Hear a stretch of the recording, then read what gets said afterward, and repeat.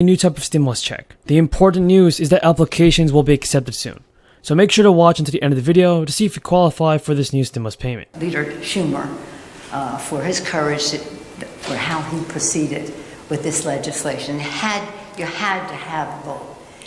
The great news is that those who qualify will have the chance to receive money that they can use to cover household expenses or even pay down debt. State agencies, nonprofits, and tribal entities have until February 8th to apply for the government funds, which those groups will receive in June.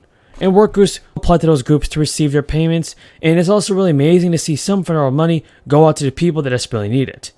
Farm workers and meat packers are entitled to up to $600 per person for crisis health and safety related costs, including including personal protective equipment, childcare, and expenses related to the crisis. The fact is that I do think that Mitt is a serious guy. I think we can get things done. I predict to you they'll get something done on the electoral reform side of it. USDA says that approximately $20 million of the $700 million pool of money will be set aside for grocery store employees, but the amount individuals in the industry will receive is not yet known. And depending on where you live, you are eligible for some stimulus money in 2022. One form or another, no matter what the federal government does, some states are just forming their own stimulus money, as the federal government continues to negotiate on creating more stimulus checks. Make sure that there's nothing I do that makes me look good in the mind, in his mind. And main stimulus package includes one of the smaller checks, but every little bit helps. The state is sending $285 of disaster relief checks to people who meet income threshold requirements. For married couples filing jointly, that's $150,000, and head of households, that's $112,000. Still, I do think that President Biden has to do a better job on this, and more stimulus payments must be approved. Hello and welcome to the channel. We have a ton of good news to cover for the fourth stimulus payments. I want you all to be updated on this. Schumer and other Democrats are moving forward with removing the filibuster. We're going to be seeing a lot of spending bills, and stimulus checks be approved. According to multiple sources, the next expanded monthly child tax credit payment for January could actually end up becoming 2 payments instead of February. That's for many people. The White House press secretary, including Joe Biden, agrees that the revised version of the Build Back Better bill should include a provision to extend the advanced child tax credit. Even White House Press Secretary Jen Psaki is actually very optimistic about the future of the crisis relief payments. When she was asked by reporters about the expanded child tax credit, this is what she said, guys. She said, if we were able to get it done this month, we would talk to the Treasury officials and others about doing double payments in February as an option. The president wants to see this move forward. It's a priority for him as soon as Congress returns. So I'm really happy that President Biden is pushing forward with this and making sure that more stimulus payments are sent out to the American people. It is extremely important that more stimulus money is passed as soon as possible. We expected to sit down at the end of the day or the end of a session or end of anything and come back on Monday and says, okay, now, Senator Thune, would you go on this amendment with me and help me with this bill? After I just came out and basically work for your opponent, who the Democrats have recruited, and basically give them money. That's not going to happen. It's not going to happen. So I keep thinking, we keep thinking, what's wrong with the place? That's what's wrong. I tried to get just a little oath that we could all sign that we wouldn't do that to each other. I guess there used to be a gentleman and ladies agreement. You just didn't do those things, but not anymore. Not anymore. I heard when the good old days, okay? I don't know what happened to the good old days, but I can tell you they're not here now. We can talk about a lot of things and the way we want to change, but I still really believe that we should be talking how we treat each other and how we approach each other in a body that's 330 million people are depending upon.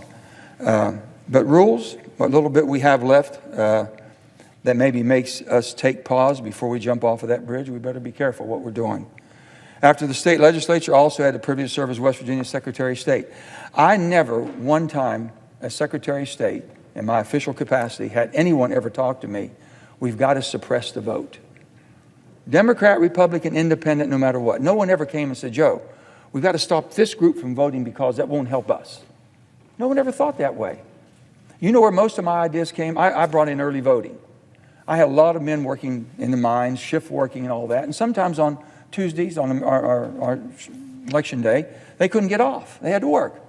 So someone says, well, you know what we did in our state? We have early voting. We call it no excuse voting.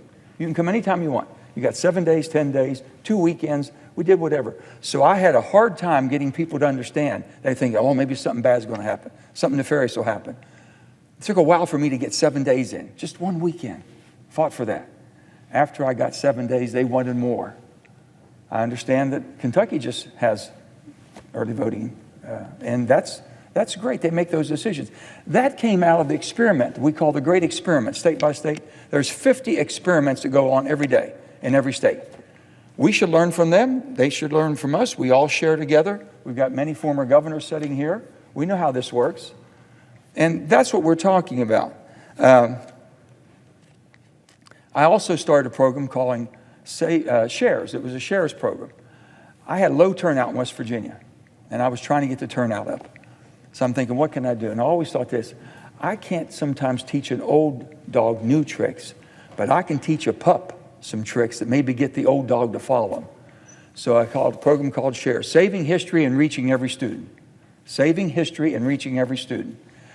Because Jennings Randolph, former Senator Jennings Randolph from West Virginia, was the father of the 18-year-old vote. It took him 21 years to get it done.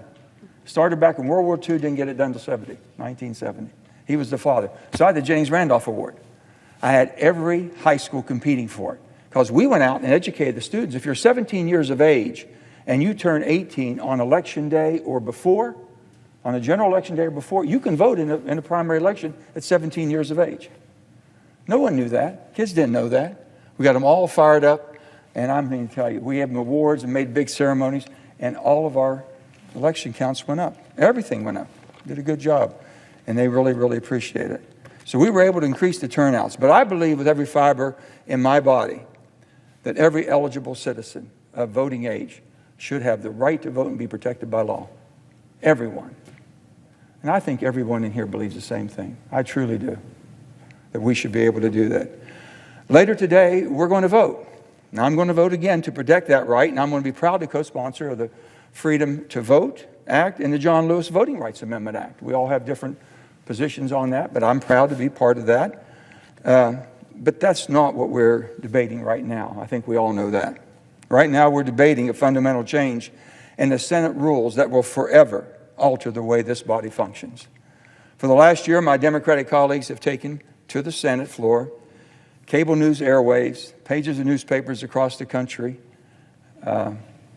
and to argue that repealing the filibuster is actually restoring the Senate to the vision of the Founding Fathers intended for this deliberate body. My friends, that is simply not true.